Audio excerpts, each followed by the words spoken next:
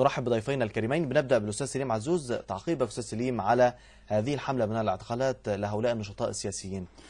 أنا شايف أنه في حالة من الرعب دبت في أوصال الانقلابيين. هذه الحالة سببها الرئيسي أو السبب الرئيسي فيها هو الدعوة إلى يوم 6 أكتوبر، وتلك الدعوة التي دعت إليها جماعة الإخوان المسلمين أعضائها بالاحتشاد في القاهرة وميدان التحرير على وجه التحديد، والدعوة التي أطلقتها حركة يعني التحالف من أجل حركة جبهة التحالف من أجل الشرعية، التي دعت إليها أيضا فصائل أخرى مثل صحفيون ضد الانقلاب وما إلى ذلك. هناك حالة من الرعب تملكت أو دبت في أوصال هؤلاء الانقلابيون بسبب هذه الدعوة. هؤلاء يضعون الآن أيديهم على قلوبهم مخافة أن يحدث ما كانوا يعملون حسابه طوال الفترة الماضية، وهو عملية الزحف إلى القاهرة.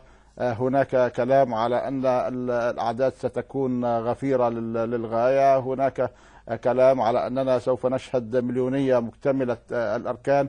كل هذا في واقع الأمر أدى إلى الأجهزة الأمنية إلى أن تعود إلى سالف أدائها وتعاملاتها مع النشطاء السياسيين. يوم الجمعة الماضي لعل أحد مقدمي البرامج طرح سؤالا، يعني هو لماذا توقفت وزارة الداخلية أو قوات الأمن أو قوات الجيش عن إلقاء القبض على المتظاهرين أو التعامل الخشن معهم؟